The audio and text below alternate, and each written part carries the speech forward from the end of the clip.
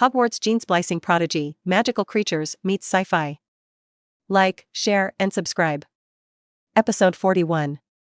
The exposure of Phoenix Field, Nicole May's longevity potion. Snape's eyes were blank again at this time. Obviously a clemency was in action again, and he mocked himself indifferently. Me? The courtroom has perjured me. I should be locked up in Azkaban now. You sent a dark wizard to teach students to be good? Dumbledore looked at Snape, who was a little self-sacrificing at this moment, sighed, got up and patted his shoulder. Severus, I never thought that someone who could use black magic must be a dark wizard. It's to see if he has learned black magic. Can you resist? Look at me, I was rated as a white wizard by the outside world, but it doesn't mean that I don't understand black magic. You can even proudly say that I know them better than those black wizards. Dumbledore took out the pile of cockroaches again, and asked, a little unwillingly, you really don't want to try it? Severus, it's made of chocolate, with a little butter added, it's delicious. Snape glanced in disgust at the pile of cockroaches crawling all over the table. Full of resistance, thank you, I don't need it. Alas, what a pity. A lot of people are so confused by its appearance that they forget that it's just a very tasty snack. Dumbledore said regretfully, okay, it's time for me to go. I have to take care of Fox. She has been a little anxious recently, because a very beautiful fellow has come to school. She always wants to make friends, but she is too shy to go, and she has been a little haggard recently. Hearing this, Snape asked in surprise, Dumbledore, you said another phoenix came to the school. Dumbledore nodded with a smile on his face, it's the companion that Peter York brought. From the time he brought the phoenix into the school, Fox sensed it. It's a newborn phoenix, very beautiful. If it weren't for me pretty sure the Dumbledore family isn't missing any blood, I'm going to think Peter's part of our family. Dumbledore watched Snape's eyes grow brighter, and said with a bewitching tone, think about it, if you can gain little Peter's trust, those phoenix tears, fallen feathers, and even phoenix blood, are very easy. Get it? Instead of just catching foxes well like he is now, Fox is very resistant to you now, and will run if he sees you. The more Snape listened, the more moved his heart became. The tears of the phoenix can heal the dying, which is very precious. And the phoenix feather can not only be used as the heart of a wand, but also as a potion material. As for the blood of the phoenix, just think about it, that is the lifeblood of the phoenix. If you want to covet, phoenix, a magical animal that can fight with dragons and basilisks, will make you feel its power. Immediately he came back to his senses, and said calmly, you don't have to worry about it. Peter York is my college student after all, and I will be optimistic about him. Dumbledore smiled contentedly, and then reminded, just give him guidance on the way he chooses, and don't need to get too involved. This kid is very smart and very sharp, and he can't be misunderstood and wary of us. I've wondered more than once, if I hadn't been wary of Voldemort from the start, would his future be different? This time I want to choose again, to choose to believe. I'm sure Peter York won't let me down. Snape sneered, full of disdain sneering, put away your sympathy, the Dark Lord will not change his mind because of your words. As for this kid Peter, a natural Slytherin, mature and talented, you can always turn this situation in your favor. Look at the current Slytherin, in just over a month, except for the few diehards, everyone else chose to accept him. This is not something that an 11-year-old child can do. I can't control his thoughts, you still have to pray that he won't grow crooked, and then you can live for a few more decades. Otherwise, no one can limit him. Dumbledore laughed. Perhaps I could consider asking Nick for a longevity potion to give myself 2 more years? Hearing the potion of longevity, Snape's eyes suddenly heated up. As a potion master, especially as a person who is very obsessed with potion research, he has always been eager to study the potion of longevity. But the raw material of this potion is the very precious and unique magic stone. And Nicole May, the only owner of the Philosopher's Stone at present, has been in seclusion, and if it wasn't for a close friend like Dumbledore, he wouldn't be able to contact him at all. He said impatiently, Dumbledore, you can go to Master Nicoleem and ask for a potion of longevity. If you give me research, maybe you can develop a potion of longevity that doesn't require a magic stone. Dumbledore shook his head and said with a sigh, Nick contacted me recently and said that he is going to give up using the Philosopher's Stone in the next few years. He has lived for a long time and wants to go on an unknown journey. Snape was very surprised when he heard the news, the Philosopher's Stone can make people immortal. Why doesn't he want to continue living? Isn't immortality better? Dumbledore shook his head, although the Philosopher's Stone can make people immortal, in fact, it only makes people immortal, and can't prevent the body from getting old. Nick has lived for more than 600 years, and his body is very fragile, and a single sneeze can break him. This kind of longevity has already tortured Nick. If it wasn't for his love for alchemy that allowed him to persist until now, he might have found a cemetery to bury himself early on. Episode 42. The barren recipe in the magic world, summoning the phoenix in public. Peter didn't know the conversation in the potions office. He was already in the hall at this time. It's noon and the students all gather here for lunch, and lunch in the British wizarding world is very simple, except for a potato or a potato. They can make 180 kinds of potatoes without repetition. Peter sat in his seat, helplessly looking at the food on the table, not having any appetite at all. When he was in York Manor before, he hired a chef from Chinatown to cook Chinese food for him. Even Aunt Christine and housekeeper Welsh, after eating a few Chinese meals, no longer look down on the poor British recipes. They simply eat Chinese food 3 times a day, and occasionally have a French dish, and eat it every day in a different way. How can I come to Hogwarts? The quality of life has seriously declined. Alan on the side quickly finished his mashed potatoes, then looked at Peter who had simply ate a few bites, and asked, "Why don't you eat, Peter? Is there something wrong with Professor Snape calling you to the office? He scolded you already?" Peter shook his head. "Professor asked me just to talk about school. I'm just going to be crushed by this Hogwarts food. Look at what we eat every day. It's either mashed potatoes or hashed browns, either fried potatoes or potato bread or fish and chips. Oh my god, this is going to get the potatoes to the end." Alan White looked puzzled. "I think it's okay, and they're all well done. If you've tried my mother's cooking, you wouldn't say that." Alan's face was full of incomprehensible words. Expression. Peter rolled his eyes speechlessly, took out a piece of parchment and a pen from his bag, and began to write something on the paper. Alan looked at the exquisite and gorgeous pen in Peter's hand, and said with some envy, "Peter, are you a muggle pen? It looks more useful than a quill pen. You don't have to keep dipping in ink to write, it's too labor-saving." Peter said without looking back, "If you like it, I will give you a pen. This pen is an improved product of the muggles on the basis of the quill pen. As long as you absorb enough ink at one time, it can be used for a long time. And I'm still thinking about which professor to find later to help me cast a space-expanding spell on the space where the ink is stored, and fill a few liters of ink at a time. I'm afraid I can use it for a year without dipping in ink." Alan asked in surprise, "Really? Then I need this kind of pen for my Christmas present. The quill is too troublesome to use, and every time I'm not careful, I get ink everywhere. It's too much. I'm so sick of it." Muggles are smart enough to come up with such an idea. Peter couldn't deny what he said. The wizards in the entire magical world have cognitive biases towards the ordinary world, and they always feel that muggles are stupid and vulnerable. Even muggle-friendly wizards like Weasley inevitably fall into this perception and don't understand normal people at all. Not to mention being a student of Slytherin. After writing the letter, Peter called Field directly. He has been noticed by Dumbledore now, and if he hides it again, it will make people suspect that he has some bad thoughts about hiding. It's better to show off your strength generously. With a pleasant chirping sound, a flame suddenly flashed in the lobby, and the flame turned into a magnificent red gold bird. After circling around the enchanted ceiling, it flew directly in front of Peter. Intimately made a sweet cry. In the surprised and envious eyes of many students, Peter gently stroked the gorgeous feathers of the phoenix. "Felder, you are fast. Please give this letter to the Welsh butler and come back with what the butler gave you, okay?" Field heard Peter's words, nodded affectionately, and then drank the milk that Peter handed over. Alan looked at him enviously, and then picked up his cup reluctantly, eagerly wanting to feed it to Field. "Field, you haven't had enough yet, come and drink mine, my cup is goat milk, it's delicious." Field didn't even look at him, and pointed his butt directly at him. Alan muttered in frustration, "Don't Phoenix like to drink goat milk? Why do you do this to me?"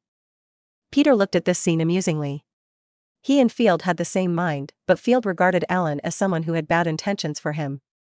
If he hadn't been Peter's friend, he would have slapped Alan in the face. "Go early and come back early," Peter said, touching Field's feathers. Field nodded, grabbed the envelope directly, and disappeared in place as a flame.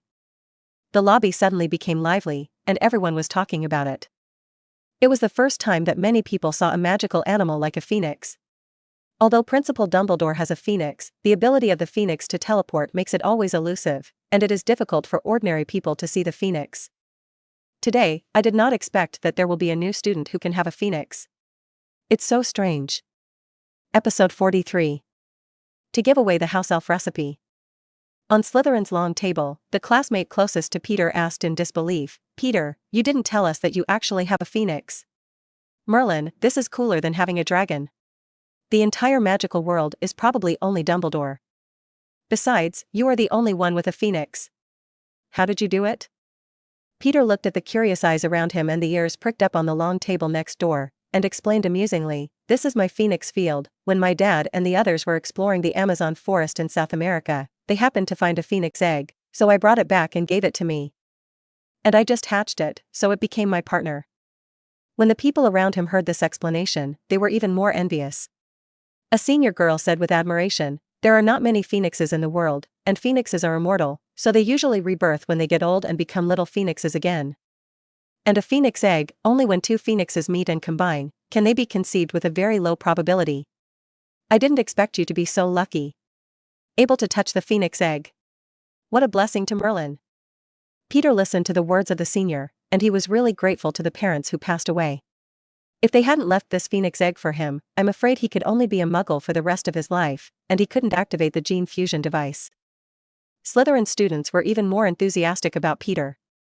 They kept asking questions about Phoenix, which made him a little big, and quickly said, "Alan is my roommate, he knew about Phoenix early on, you can ask him."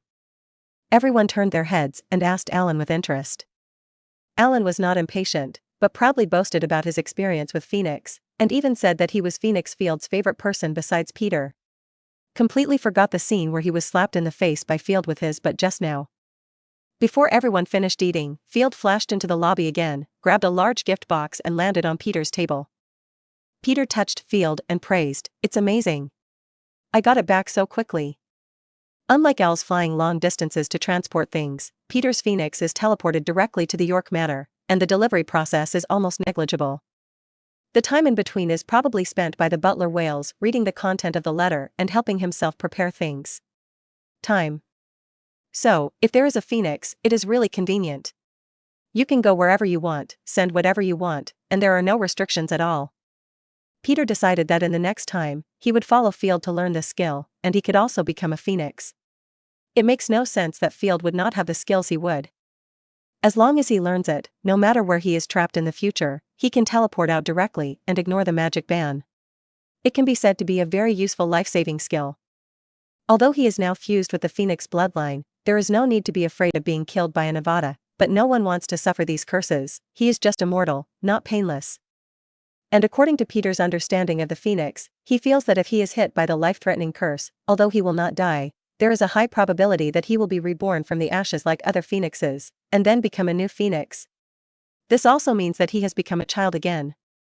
In this case, Peter may have to be sent an acceptance letter from Hogwarts again. Peter feels a little horrified just thinking about his endless acceptance letters.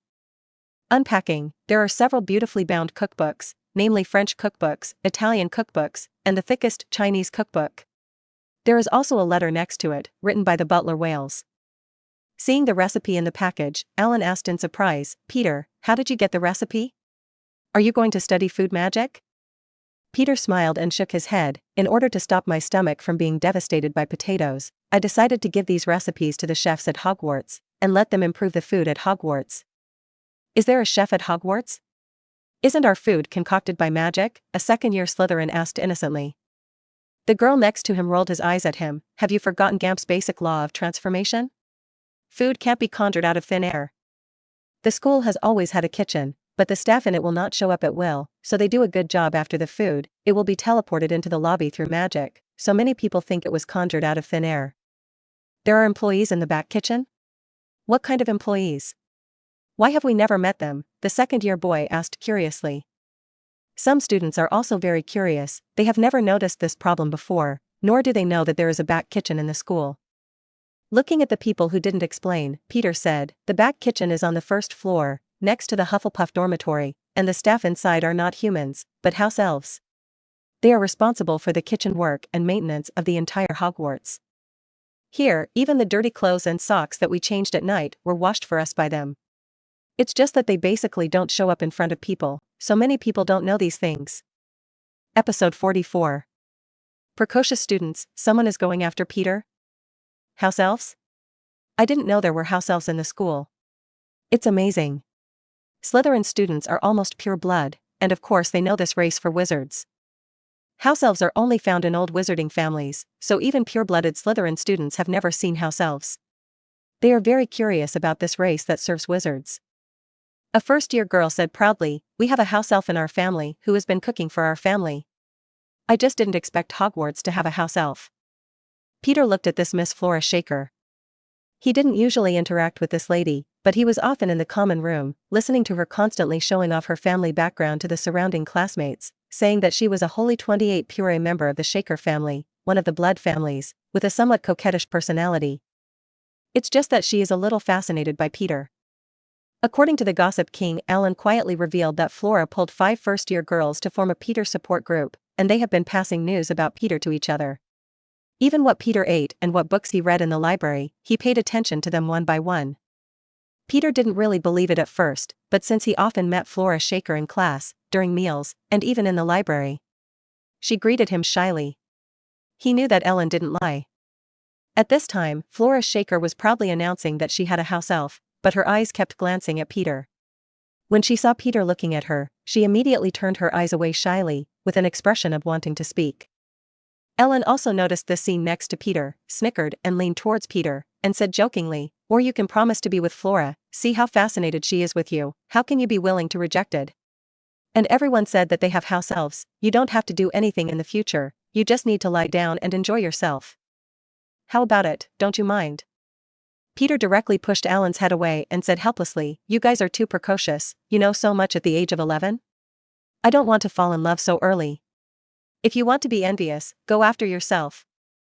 Alan pretended to be sad and said, "If I had your appearance, I would have chased after you. And I have more than one girlfriend. But the problem is that my parents made me look like this, and I can't help it. Besides, this is nothing in the magic world. Many students fall in love early in school. After a few rounds of love, when they reach the 5th, 6th, and 7th grade, they choose to live for life and get married as soon as they graduate. My parents are like that, and so are many others. And to say that we are nothing, those pure-blood families with hundreds of years of history, such as the Lestrange family, the Black family, these families have been married since childhood, and then in school. Just fall in love, and get married after graduation. That's completely blinding." Peter listened to Ellen's words and was a little dumbfounded. He didn't expect such operations in the magic world. Looking up at Flora, who had a shy face on the opposite side, Peter could only recite a sin in his heart, he is not a wretched uncle. Moreover, his body is only 11 years old now, and the hardware is not fully developed. He is not interested in the love of elementary school students who are pulling little hands. Let's wait until he is an adult. And to be honest, the population base of the wizarding world is too small, and most of them like intermarriage, so it is difficult to find beautiful girls. If you want to fall in love, of course, you need to find a beautiful conversation. Just like his Aunt Christine, although she is a non-marriageist, she has never been short of boyfriends, and all of them are handsome. Sometimes Peter is also fantasizing, or he will learn from his aunt in the future. Go to the Muggle world and find a bunch of beautiful girlfriends, and change one every once in a while. And Peter is rich and an earl. Although there is no real power, it is still very popular in European and American countries. With a handsome face, there should be many beauties like it. By the time all lunches are over, the food and debris on the table are gone. After Peter asked Phoenix Field to play by himself, he got up and walked out, holding the recipe. Alan chased after him and asked, "Where are you going, Peter?" Peter waited for him for a while, then replied, "Go and deliver recipes to the house elves, and try to eat food from other countries tonight." "I'm going too. I've never seen a house elf." Alan chased after him. The kitchen is located directly below the hall, and can be reached along the stairs leading to Hufflepuff's basement. The two of them came to the underground corridor. The corner was brightly lit, and there was a picture of a bowl of fruit hanging on the wall. Under Alan's confused eyes, Peter reached out and scratched the pear in the painting. The pear giggled and turned into a green doorknob, revealing the entrance to the kitchen. Peter smiled and said to the surprised Alan, "Remember what I did just now. If you are hungry in the future, you can come here to find something to eat by yourself. The house elves will entertain you very warmly." Episode 45. Returning to the kitchen, the gratitude of the house elves. The two entered the kitchen. Alan looked at the furnishings in the kitchen in surprise. The space here was almost as large as the Hogwarts Great Hall above. It was a large room with a high ceiling, surrounded by stone walls. Lots of gleaming copper pots and basins, and at the other end of the room was a big brick fireplace. In the house, there are also 4 large tables, placed in exactly the same position as the tables of the 4 colleges in the auditorium above. Alan said in surprise, except that there is no magic on the ceiling, it is just the other side of the auditorium. Immediately, he saw hundreds of house elves wrapping tea towels with the Hogwarts crest as robes. These elves have large, bat-like ears, protruding green eyes the size of tennis balls, and long, flat noses that are thin and small. A tea towel can be worn as a robe. At this time, they were busy using magic to let the plates jump into the sink to wash themselves, and then fly the leftovers from the students into a black hole in the corner. Kind of cleaning work. An elf saw Peter and Alan, and he asked curiously, "Mr. Peter York, there are still unknown wizards. I don't know what you are doing here. Didn't you have a meal in the lobby just now? Do you need it? Do you need Kiki to prepare food for you?" Peter shook his head quickly, "We've already eaten. I just want to give you a present this time." As soon as the words fell, the busy and noisy kitchen fell into silence, and even the plates flying in the air stopped, and all the elves stared at Peter. "Mr. Peter York said he wanted to give us a present?" Kiki looked at Peter in disbelief, as if she had heard something she couldn't hear. Peter nodded, then put the cookbooks he was holding on the table, and said a little embarrassedly, "It can't be said to be delivered, mainly because I saw Hogwarts. It seems that it has always been cooking British food, it seems too monotonous. So I found a few cookbooks about France, Italy, and China. I hope you can learn them, and then make them for us to taste." He didn't dare to say that the food was not delicious this time, he could only put it mildly, and the rest of the elves would be ashamed to hit the wall again. "A wizard gave us recipes. A wizard gave us recipes." The elf looked in disbelief, and then her big eyes filled with tears instantly, and then she cried nervously, No one has given us a present since Helga Hufflepuff left. No one has ever cared about us. Kiki is so happy. Mr. Peter York is such a nice guy. Willing to give a house elf gift." Kiki stepped forward and hugged Peter's leg, crying. Peter couldn't help laughing and laughing. He only sent recipes for his own benefit because he was fed up with British food. He didn't expect these house elves to be so moved, it made him feel a little helpless. The other house elves were hugging each other and weeping so loudly that the whole kitchen was full of cries, and Aaron, who was on the side, was blinded. Seeing this situation, Peter hurriedly shouted, "Don't cry yet. Which elf is the best at cooking?" The house elves seemed to have been pressed the pause button, and they stopped crying, and one of the little elves with tears came forward, "I'm Lolo, Mr. Peter York, I'm the best at food. Magic." Peter handed the thickest Chinese cookbook from the table to Lolo, and said to the bewildered elf, "This is a Chinese cookbook, which records the most representative dishes. In the future, the book will be handed over to you. You have to learn the above food practices. Let me try it first. If you encounter any problems, you can come to me. Remember?" Lolo was holding the recipe that almost covered most of his body, and his big eyes were full of disbelief. He didn't expect that this task would be entrusted to him. This made him instantly ecstatic. Tears began to fill up in his eyes again. Holding the heavy book, he kept bowing to Peter. "Thank you, Mr. Peter York. Thank you, Mr. Peter York. I will take good care of it and make delicious Chinese dishes for you." Then Peter looked at the other elves with envious eyes, and handed the remaining 2 recipe books to the first 2. "These 3 recipe books are just the ones I gave to you temporarily, you should follow the contents of the books carefully. Make delicious food, and I will send you recipes in the future. There are many more recipes like this." Farewelled by many house elves, the 2 left the kitchen. When the kitchen door closed, both of them breathed a sigh of relief. These little elves were so enthusiastic. Especially when looking at you with those big eyes wet, ordinary people can't resist. Alan asked curiously, "Peter, why are there so many house elves in Hogwarts? I probably looked at them, and there are hundreds of them. Why have I never heard of them?" Looking at the kitchen entrance, which had been restored to a portrait, Peter explained, "It's all thanks to Helga Hufflepuff, who took in a lot of homeless house elves, put them in the kitchen, and promised them to work for the school. Will be forever protected at Hogwarts. That's why these house elves have been living in Hogwarts for thousands of years, and they have abided by the agreement with Helga Hufflepuff and silently maintain everything in the school, so that this castle that has stood for thousands of years is still as bright as new." Episode 46. The Weasley Twins' Potion Sales. After a noon fermentation, the morning potions class accident quickly spread among the 4 academies. Especially seeing Peter carrying 2 blood-covered students into the infirmary, rumored to have noses and eyes. Even later, there were rumors that the 2 had been poisoned by Snape. Snape's horror was rendered more terrifying than the Dark Lord among the 4 academies, and some of the timid Hufflepuff girls were already crying and going home because their potions class was in the afternoon. The twins, who didn't think they were old enough, sat on the long table, vividly describing what happened in the potions class. You don't know, when the old bat looked at us, the evil smile could no longer be hidden. He came directly to us. George said exaggeratedly, acting like a fear. Let's drink the potion in the cauldron and see if we'll be all right. Fred took George's words. He hid his hands in his robes, but I swear I saw a green bottle of magic in his hand. Medicine let out a deadly light. George took over the words again. He approached us with a dangerous expression, and wanted to add his potion hidden in his sleeve to our cauldron while we were helpless. With sad and angry expressions, the 2 said in unison, he wants to poison us. So Hogwarts loses all the source of happiness. Immediately, the 2 of them said triumphantly, but how could our Weasley duo be willing to surrender to fate? We immediately drank the potion we made before he implemented his dangerous plan.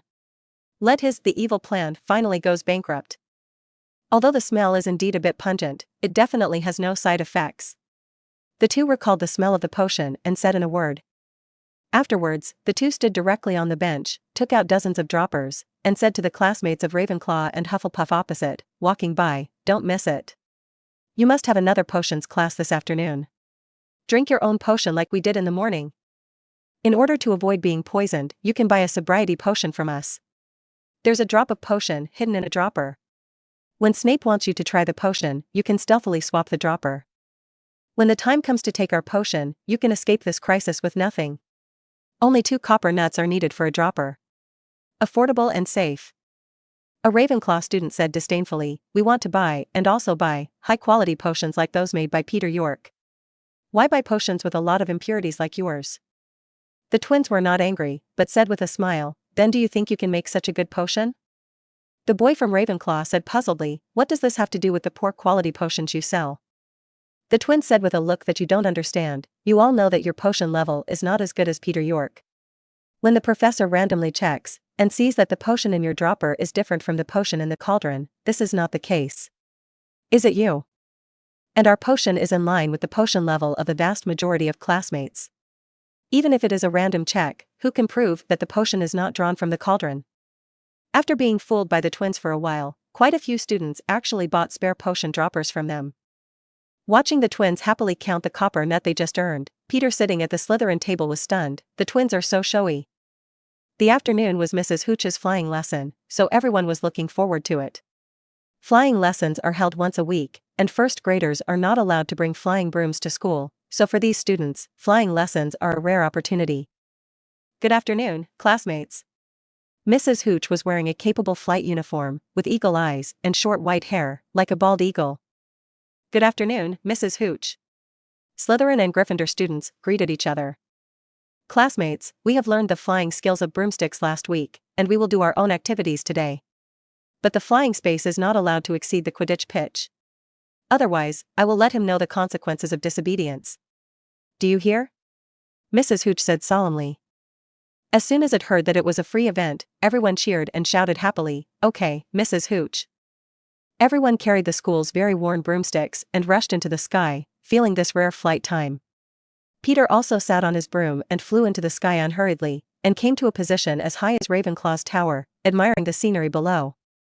Peter's flying talent may be due to the addition of the Phoenix bloodline, and he is very comfortable in the sky.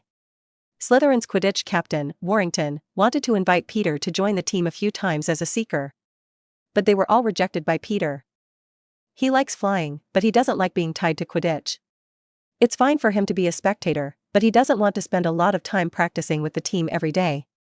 2 years before Voldemort's official debut, and 6 years before Voldemort's official resurrection. Although it looks like a long time, with his current strength, it's okay to attack students in the school, but if you want to face Voldemort, I'm afraid even his subordinates can't deal with it. It's not that he has to fight against Voldemort, but he is a Muggle-born Slytherin student. If he doesn't want to crawl in Voldemort and call his master, he must stand opposite Voldemort. Not to mention that he is now the best among the first-year students. As for pretending to be a pig and eating a tiger, he can only think about it. If he dares to pretend to be a pig in Slytherin, these snobbish Slytherin students will dare to keep coming. He is troublesome, troubled to death. Episode 47. The future of twins, how the system integral is calculated. Just as he was thinking, a figure in the distance rushed towards him. Peter reacted in a timely manner to avoid the frontal impact of the person who came, and then found that it was one of the twins, swaying from side to side with a smile. He said angrily, "Fred, you almost knocked me down. If you attack me like this again, I will fight back." Fred said with a hippie smile, "Wrong, I'm George." "And who told you to be in a daze in midair, looking thoughtful and worried? Those who didn't know thought you were thinking about the future of the magic world. And you are sure you can you get me on the counter? I'm a Gryffindor batter." Peter rolled his eyes and said, "Reservists. And Fred, don't use your brother's name again, your trick doesn't work in front of me. I can tell who you are." Fred didn't believe it. "How is it possible? Even my mother can't tell the difference between us."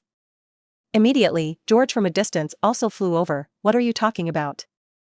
Peter says he can tell who we are."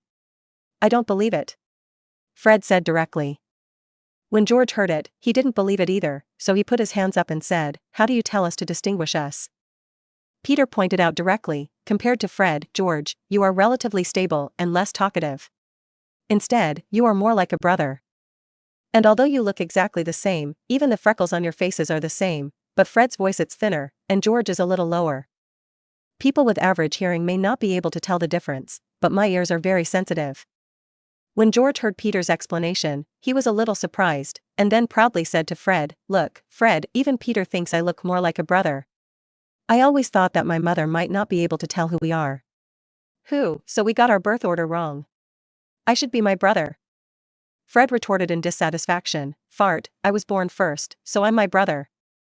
The two ignored Peter directly, quarreled in the air, and rammed each other with their bodies on their brooms, arguing about who was the brother. Looking at the two playful twin brothers, Peter couldn't help but think of the final sad ending of the two in another world without his participation, and couldn't help but sigh.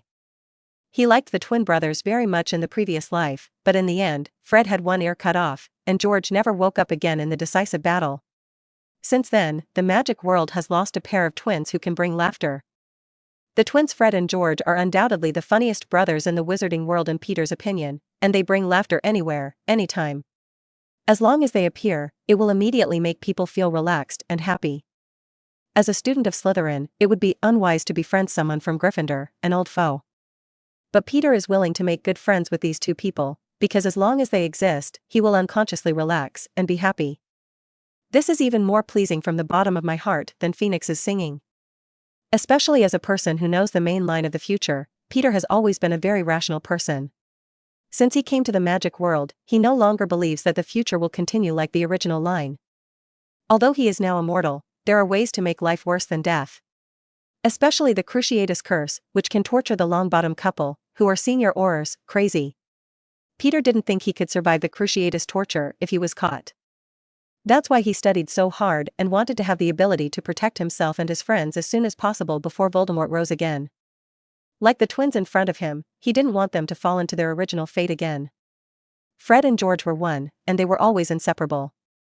Adventure together, play Quidditch together, invent Weasley magic tricks together, play tricks together, laugh at Percy together. It can be said that two people are the most wonderful partners, no one can do without each other, both sides are the most important half of each other. Both have wands from the same tree, wand hearts from the same unicorn. Even the form of the patron saint is a magpie. But after losing Fred, George was never able to conjure a Patronus again, because all his happy memories were related to Fred. Even every mirror George sees is the mirror of Ariste. But he must have clearly realized that the person in the mirror is missing an ear. As Peter's two favorite characters, he hopes his presence will change their future. He hopes that in the future, he can see a pair of cheerful twin brothers in Diagon Alley and bring happiness to everyone. Peter clicked on his system panel at this time, and it showed that his points had reached 75 points. Only 25 points left to redeem the bloodline of fusion magical beasts again. According to Peter's approximate estimate, around Christmas, as long as she finishes reading some of the books in the library and successfully performs some new magic, she should be able to collect points. After this period of understanding Peter's point system, the main source of points is that if you get a teacher's bonus in class, you can get 1 point, or if you successfully cast new magic, you can get 1 point, and advanced magic can get 1 point. If it is 2 points. The last is the library reading. He originally thought there was no reward. But he didn't expect that after reading 10 books carefully, he was awarded 1 point. If you can memorize 10 books, you will be awarded 2 points. And if you thoroughly master the knowledge in a book, you will be rewarded 1 point. As for the check-in reward, it can only be regarded as a bonus, 1 point at Diagon Alley, 1 point at the train station, and finally 1 point at Hogwarts. This system is like the grand terrace of the landlord's house, and he can't give up a single cent. Fortunately, the library has accumulated thousands of books, and I am afraid that Peter will not be able to read all the books in the 7 years of school. But this is also the origin of his system points. Episode 48. Flying competition, kicked out of the class by Mrs. Hooch. Peter, don't be in a daze. The twins who were still playing shouted at Peter, let's fly faster than who else. Looking at the two eager to try, Peter asked curiously, how to fly? Mrs. Hooch said that you can only fly within the Quidditch pitch. Oh dear Peter. Fred said. Peter who loves listening to the teacher. George said. Why are you as boring as Percy? They both said in unison. Then he flew to Peter's side, rubbed his eyebrows and winked. Of course we have to listen to the teacher, so we are going to fly around the Quidditch pitch, using this as the starting point to see who can reach the Forbidden Forest first. On the grass. The winner can make a claim to the loser. How? Do you want to play? Peter looked at these two guys. No matter how he looked at it, he didn't think things would be so simple, and looked at them suspiciously. Could it be that you guys are trying to make some crazy idea to make me lose, and ask me? How is this possible? How can you think of us like that? The twins complained, looking heartbroken. We want to play a game to pass the time. Peter, you hurt our hearts so much. Peter looked suspiciously at the exaggerated expressions of the two brothers. Really? Of course it's true, the twins vowed. If it's false, our dearest brother Percy will not be able to find a girlfriend for the rest of his life. Peter rolled his eyes when he heard it. He was really a brother and brother. Peter didn't bother to pay attention to what the hell they had in mind, and it just so happened that he was also a little bored, and by the way, he used the exciting flying competition to dispel the stagnation in his chest. He is only 11 years old now, what is he thinking so much about? So he smiled and said, let's compare, but the demands that the winners make from the losers can't be too much. The twins looked at each other with a smile of purpose in their eyes, and happily assured, don't worry, we won't ask you to embarrass you, you can refuse if you don't want to.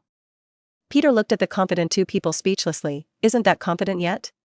Be careful that you lose face in the end. Several people rode on flying brooms, lined up, and with George shouted, start, several people quickly rushed forward. The flying brooms in the school are very old, almost all the sweeping series of brooms produced decades ago. Now the sweep series has been updated to sweep number 15. But Peter noticed that he himself rode this broom, which was marked sweep 5. You can see how old the broom is. The three flying competitions go hand in hand. Peter's flying talent is like an instinct, and the Weasley twins have been exposed to broomsticks since childhood, and all three are flying at the maximum speed of the broom. There were other students flying in the sky, and they soon noticed the competition of the three, exclaimed, and then began to cheer loudly. Come on, Weasley, over Slytherin, shouted one of the Gryffindor boys. In an instant, Slytherin glared at him. Come on, Peter. Leave those two Gryffindors behind, you can do it. The Slytherin student shouted loudly, not to be outdone. Especially Flora Shacklebolt, pulling her roommate along and screaming cheers. The people of Slytherin and Gryffindor flew into the air one after another and split into two teams to cheer for the people from their respective academies. Peter and the twins heard the movement, and even increased their speed, trying to reach the finish line first. Although they were playing at the beginning, they don't want to admit defeat now. Peter rode on the broom, leaned forward and rushed forward. The broom had been added to the maximum value by him. Because of the speed, this old flying broom began to make an overwhelmed sound. Peter and the others did not fly in a straight line, because Mrs. Hooch took them to the Quidditch pitch this time to practice. So surrounded by high audience stands, there are railings and obstacles around. Peter and the twins have to make sure they don't hit them during the flight. And to ensure speed. So it looks very exciting. With the flying talent and agile body endowed by the Phoenix, Peter quickly came out on top. But the twins weren't vegetarian either, and they kept close behind Peter, not being left behind in the ups and downs of the flight. Such a thrilling flying competition aroused cheers from the students of the two schools present. The school Quidditch competition has not yet officially started, so these students are only known by their names. Usually, the flying lessons are just practiced slowly according to the professor's instructions. It was so exciting at the moment, and they all got excited and cheered for both sides. Mrs. Hooch was also attracted by the movement of the students, and saw that 3 students were flying around the buildings in the Quidditch at a very fast speed. It seems that it is about to crash into the stands at any time, which is very thrilling. Seeing this scene, Mrs. Hooch was trembling with anger. These restless students can always make trouble when she is not paying attention. In the end, after the 3 circled around the field, when they were about to reach the end, the Weasley twins, who were a broom distance behind, still wanted to cheat and reached out to grab Peter's broom. As a result, Peter seemed to have eyes behind his back, and he took a snake-like position to get rid of the entanglement of the two. And the twins almost fell off the broom because of their inertia. In the end, Peter was the first to reach the finish line with a broom ahead, which made the Slytherin students cheer with joy. Peter stopped the broom, looked at the dejected twins with a funny look, and said, "How about it? Just admit defeat. You still want to hold me down, I already guessed your thoughts. Remember that you owe me a request." York and Weasley. What the hell are you doing? Mrs. Hooch angrily flew in front of them on her broomstick and demanded, "You almost broke your neck." Before Peter could speak, the twins said innocently to Mrs. Hooch, "Ma'am, we did follow your request and did not leave the Quidditch range." Episode 49. The Discovery of Twins, a Room Upon Request. In the end, the twins were confiscated by an angry Mrs. Hooch and driven off the Quidditch pitch. Peter followed the giggling twins speechlessly at this time, complaining, "It's all your fault, now even I'm implicated by you," and kicked out by Mrs. Hooch. "If there are not many flying lessons at the end of the semester, I will then the 2 of you will pay off the debt." George and Fred stopped, turned left and right to Peter's side, put them on Peter's shoulders, and said with a relaxed expression, "We've already learned from Charlie, the flying class exam is very simple, almost very easy. Few people haven't passed the exam. Not to mention geniuses like us, it's just a matter of sprinkling water. Don't worry." Immediately, the 2 of them rolled their eyes and asked with a smile, "Let's go, we have discovered a magical place that will suddenly appear and disappear. It's just that you can't open it. Peter, you have a lot of magic and a smart brain. Come and help us, is there any other way to find it?" Peter listened to the words of the 2 and had some guesses in his heart, so he followed them. The 3 walked up the moving stairs until they came to the 8th floor, where the twins pulled Peter to a stone wall, where there were no portraits like other places, only the opposite was painted with a troll stick. "Silly, the tapestry of Barnabas," George explained, "we were blocked by Filch during our last night tour and had nowhere to hide. When we were about to be caught, a wooden door appeared on the wall and we quickly hid in, escaped Filch's pursuit." Fred said in surprise, "The wooden door that suddenly appeared was a broom cabinet, but when we came out, the wooden door disappeared. No matter how we looked, we couldn't find it. We suspect that the tapestry on the opposite side is here. There is a switch in a secret room, but after looking for a long time, I only know that the tapestry is about stupid Barnabas who thinks he can teach the troll to dance ballet, but he is beaten by the troll with a big stick. There is no other information at all." Peter didn't expect the twins to come into contact with the House of Requirement so early. If he didn't show up, they should have given up their search after the inquiries were fruitless. They were used to practice magic as a DA club when Harry Potter was in 5th grade. The place. Peter knew there was a Voldemort's Horcrux hidden there, and he had wanted to give it to Dumbledore before, but he felt the time was premature, and he didn't know how to explain how he knew it. "This Horcrux is hidden here? On the 8th floor is the principal's office and Gryffindor's dormitory. As Slytherin students live in cellars and usually don't show up here. So when Peter practiced magic, he would rather go to the screaming room under the beetle willow to practice than to come to the room of responsiveness." Peter listened to the twins' description, pretended to be surprised, then carefully observed the surrounding details, and then said, "I may know the mysterious room you are talking about. I seem to be on a book in the library. Saw the description of this secret room." The twins' eyes lit up when they heard it, and they couldn't wait to look at Peter. Fred urged, "Peter, tell me what the book says? Did you tell me how to make the house appear?" Peter pretended to think, and then said, "The book calls this secret room the Room of Responsiveness, saying that the house can be transformed into different rooms according to people's wishes. It's amazing." Peter ignored the urging of the 2, went directly under the tapestry, walked back and forth along the wall 3 times, and wanted a room to practice magic. The twins looked at Peter's strange behavior, and then saw a wooden door suddenly appear on the originally bare wall. Seeing the wooden door appear, Peter turned around and said to the 2 of them with a smile, "The way to get in is to walk under the tapestry and in front of the wall 3 times, thinking about the room you want, and the house will appear." Then he opened the wooden door and greeted the 2 of them, "Go in and see what the room I want is like." The twins looked at the scene in surprise and shouted in unison, "Cool. This is amazing." Then the 3 walked into the room. The room was very spacious, almost as big as the auditorium. There are also some protective gear, as well as a few puppets that look like they are used for practicing magic, and a few ring targets. "Wow." The twins were surprised. George said, "The broom closet we hid in before was very narrow, but I didn't expect it to come out into such a wide room. How did it come about?" Fred looked at the furnishings around him and asked in surprise, "Peter, what you wished for in the room of requirement just now was a room for practicing magic." Peter nodded.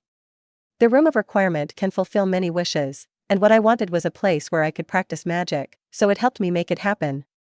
"Can any wish come true?" The twins' eyes lit up. "If we wish we had a room full of galleons, do you think it will come true?" Episode 50. It's really changed out of the vault. Twin disappointment. Peter was speechless and gave them a blank look. "You can try it and see if it can help you achieve it." Unexpectedly, these 2 people who saw the money really wanted to try it, so they drove Peter directly out of the room of requirement, and waited until the wooden door on the wall slowly disappeared. The twins came under the tapestry with anticipation, and walked back and forth in front of the wall 3 times, with words in their mouths. Then a bronze door that resembles the gate of the Gringotts vault appeared. Yeah, it really appeared. The twins gave each other high fives happily. Although Peter was a little surprised by this, he still poured cold water and said, "Maybe it is empty, and there is nothing inside." The twins were not shocked by Peter's words, but came to the bronze door with great interest, opened the door and walked in first. Then came the surprised voices of the 2. Peter walked in curiously when he heard it, but was shocked by the sight in front of him. "I saw that in this vault room, there was a pile of golden galleons like a hill." At this time, the Weasley brothers were dancing happily, stuffing a lot of gold coins into their pockets. They had never seen so many Gene galleons before, and they were almost overjoyed at this time. As soon as the brothers saw Peter, they hurriedly greeted, "Peter, hurry up and get the golden galleons. With so many golden galleons, you can buy Diagon Alley." Peter was also stunned by these gold galleons at first. There are at least millions of gold galleons here. But then Peter felt something was wrong. He leaned over and picked up a gold galleon. After checking it carefully, he didn't feel the magic of the fairies from the gold galleon. "These are all fake, made with magic." Peter admires the person who created this room for responsiveness. He was able to create such a magical room, and even Kim Galleon made it. If Peter hadn't been different from ordinary people, he would have been deceived. He looked at the 2 brothers who were still stuffing gold coins on their bodies. Although he couldn't bear to break their sweet dreams, he calmly shouted to the twins, "Fred, George. Stop pretending, these are all fakes. It was made by magic." The Weasley brothers stopped when they heard Peter's words, but still shook their heads in disbelief, and said, "How is it possible, Peter? You see these gold coins are no different from Gringotts. Maybe this gold coin was 1,000 years ago. The property left by the Big Four." Peter looked at the 2 brothers with some sympathy. The Weasley family has many brothers, but the whole family relies on the Ministry of Magic, the Muggle Artifact Abuse Bureau, Arthur Weasley who works, and the meager salary to live. Life is very difficult. Wearing old robes handed down from the family, buying second-hand books, and even such an important thing as a wand. When it was Ronald's turn, he could only use the old wand that Charlie had eliminated that had exposed unicorn hair. No wonder the twins were so ecstatic when they saw so many gold coins. He said directly to the calmer George, "You can walk out of this house with these gold coins and see what changes?" As soon as George heard it, he already believed Peter's words. He was full of gold coins. He stepped out of the door of the requirement room and walked a little further amidst the jingling of gold coins. The gold coins on his body suddenly seemed to have been casted on a disappearance spell and disappeared in an instant. George returned to the request room full of disappointment. Seeing his brother was still moving gold coins, he shouted to him helplessly, "Fred, don't move anymore. What Peter said is true, these gold coins are fake." "Yes. This house was transformed at our request, but as soon as we leave this house, it disappears." When Fred heard this, he threw the gold coins in his hand to the ground in frustration, looked at these golden galleons unwillingly, and murmured, "I thought it was time to turn around, but it turned out to be fake." Peter looked at the two lost brothers and felt the same way. He had also experienced this kind of plight of being oppressed by money in his previous life, and he dreamed of suddenly becoming rich. Until he was reborn again and became an aristocrat worth hundreds of millions of pounds in England, the experiences of those previous lives were like a dream, but they were still vivid in his mind. Peter didn't know how to comfort them. The two brothers were always happy. He had never seen such silent and lost twins. It was a penny to beat a hero.